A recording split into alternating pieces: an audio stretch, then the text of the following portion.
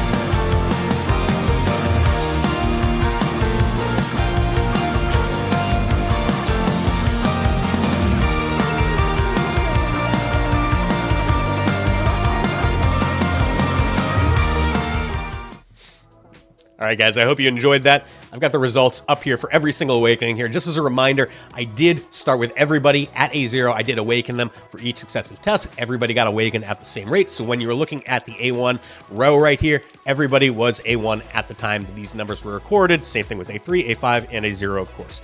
So looking at the A0 here, Numera was by far the highest damage here. I do have a row below that, percent of Hex's damage. Hex is kind of my baseline here. You can see Nastya was slightly less than Hex's damage at A0, which is still pretty damn impressive, honestly. Vorn was a little bit over Hex's damage at A0, which very impressive.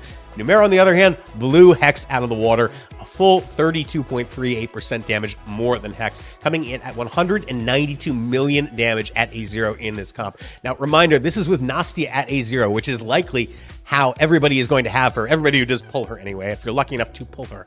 You might get some awakenings on Numera and Vorn, but getting multiple awakenings on Nastya immediately is going to be challenging unless you are the whaliest of whales. So this is likely a good baseline. Moving on to A1 here, we see same kind of trend continue here. Nastya doing a little more than 5% less damage than Hex. Vorn doing almost the exact same amount of damage as Hex. You can notice that his delta column here, he lost 0.75% of damage there. That is just RNG at play right there. His A1 does not actually enhance his damage at all. So that is not going to help him out, period.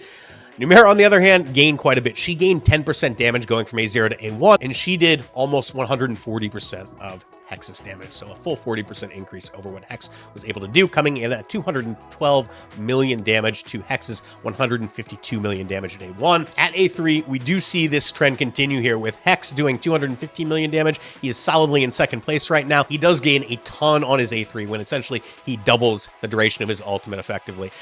But it's not enough to catch up to Numera, who also gains a ton on her A3. Not as much as Hex. Hex gained about 41.5% damage going from A1 to A3. Numera gained a little less than 20% damage going from A1 to A3, but she was still massively in the lead, doing a solid 18% more damage than Hex. She came in at 254 million damage at A3. Hex was at a paltry 215 million. Come on, buddy, pick it up. You're embarrassing yourself. Nastya and Vorn dropped off considerably at this point. They don't gain anywhere near as much from these awakenings. Nastya was at 148 million. Vorn was at 166 million. He gained a little less than 10%. One thing we should note about Nastya, she only gained 3.5% damage going from A1 to A3. Nastya applies this acute poisoning debuff to the target, which increases poison and toxic surge damage by 40%. When Nastya gets to A3, that 40% poison and toxic surge increase goes up to 70%. So she's helping out not only her own poison damage, but also the poison damage that Numera and Vorn are doing, as well as the poison explosion damage that Numera is doing. So there is some hidden benefit here. Probably if you wanted to parse that out, we had a way to parse that out, you'd see a higher increase from Nastya, but worth noting there. Moving on to the A5, we see Hex getting about a 10% buff to his damage. Nastya gets a 23.58% increase to her damage. This should really just be a flat 25%, but I'm guessing there's some RNG at play right here. And then Vorn did get about a 5.5% increase. Numera, on the other hand, 7% increase, which is exclusively from the 8% penetration, as well as probably some RNG mixed in there. I've run this test a couple more times day 5. I think the RNG in the run that was recorded here was particularly favorable because most of the time she's sitting at 260 to 265 million damage, but she's at 272 million here. But at the end of the day, she has been solidly ahead of Hex at pretty much every single test that I have done. So yeah, very, very, very impressive from Numera here. As I do in every single one of these damage testing videos, I do have a table where I've got the gear and the stats that were used for all of these heroes recorded, so you can go and you compare them. I tried to make them as close as possible. I've also got another table down here where I've summarized the amount of damage that each unit did do at every single awakening level relative to Hex, so feel free to go and peruse that as well. Now, before I close this out, I've got another sheet I do want to show you. Let's go take a look at Numera's damage as a piercer. All right, piercer damage. Let's take a look at this. Hex and Numera were deployed with Eovar as a lead. This testing was done in Guild Boss 1. I'm not going to show you a replay for this, but it was done very similarly to the testing I did the other way. Wukong was deployed as a Nightmare unit. I did bring along enough Nightmare units to give him the max boost. So I'm going to go through this quickly. Again, I will have a link to this data in the description of this video, so if you do have questions and you want to take a look at this more closely, you're more than welcome to. But what we see is that Hex is solidly on top until A5, where Wukong does take over. Numera does about 80% of Hex's damage at A0. she's doing 92% of his damage at A1, and then she falls off hard because she's not getting the same benefit that she would have from having all of those other poisoners in the comp. Not to mention the superior Esotericist Lord bonus that she was getting from Nastya in the other testing. So at A3, when Hex gets his big boost, she does not get a big boost here. 66.56% of his damage there. Now, one thing I will note, and this is relevant to the other testing as well, because the Guild Boss 1 does have such low magic resist at Nightmare 4, the benefit that she gets from the A3 is diminished here, massively diminished. So she should, after the 5th ultimate, be getting 45% magic resist penetration, which should be gigantic. Should give her, I think, longevity in this game because she is going to be able to ignore a massive portion of Boss's magic resist. But because the magic resist value for the Guild Boss 1 is so low, it's not all that impactful here, but it would be on other fights. When we get to A5, Wukong has caught up because his A5 is just so massive. Numera is doing 68% of Wukong's damage at this point. So, yeah. Good damage. She's still doing between 115 million at A0 and 153 million damage at A5. So no slouch by any means, but a far cry from what she was doing in the other comp. I have these same tables that I referenced in the other sheet to the right in this one as well. So if you want to go look at the gear or you want to see the summary of the damage relative to Hex, those tables are on the right side of this sheet. So in this final table, I have compared Numera's damage as a piercer and an esotericist. In the delta row at the bottom, you are going to see the increase that she gets going from a piercer to an esotericist comp. Now, before I even talk about this, one more caveat, if you'll allow me. The poisoner damage is such that they all work synergistically together. Numera especially, because she can explode up to 30 different stacks of poison per toxic surge. But she can't place 30 herself, so she needs other units to do that for her. On top of that, the crazy and Nastya Lord bonus, which is a 25% decrease to Numera's rage cost for her ultimate, which is gigantic. But on top of that, also gives her a flat 40% increase to all of her damage, is just huge. As a point of comparison, Eovar gives a 45% increase to all of the piercers on the field, but it takes a full minute after their deployment to get to that point. So his damage bonus is 5% higher, but only after they've been deployed for 60 seconds. On top of that, he's not reducing their ultimate rage cost by 25%. Nastya's Lord bonus is incredible for boss fight. I want to make it very clear to everybody that to get these numbers, you do need all of these different units together in order to maximize the damage that we're getting from Numera here. So, at A0, we're looking at about a 67% increase going from Piercer to Esotericist. That drops down to a 56.47% increase at A1. At A3, it's an 83% increase. Oh my God. That's just nuts.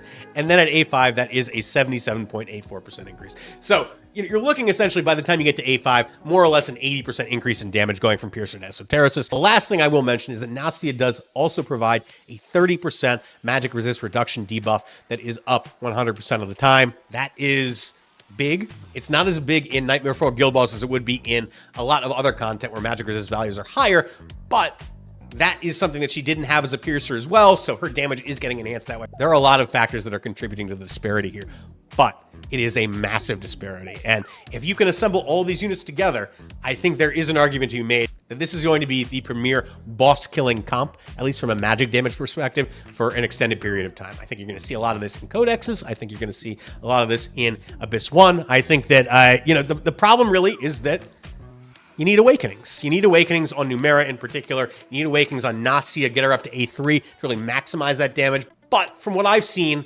the A3 on Nastya is somewhere in the neighborhood of a 10% boost to Numera's damage. I was able to hit about 240 million damage with an A3 Numera when Nastya was A0. So while you may not be able to hit the highs that I am showing right here without an awakened Nastya, you can get some really incredible Hex-like damage that is likely going to be more replicable against higher magic resist targets, i.e.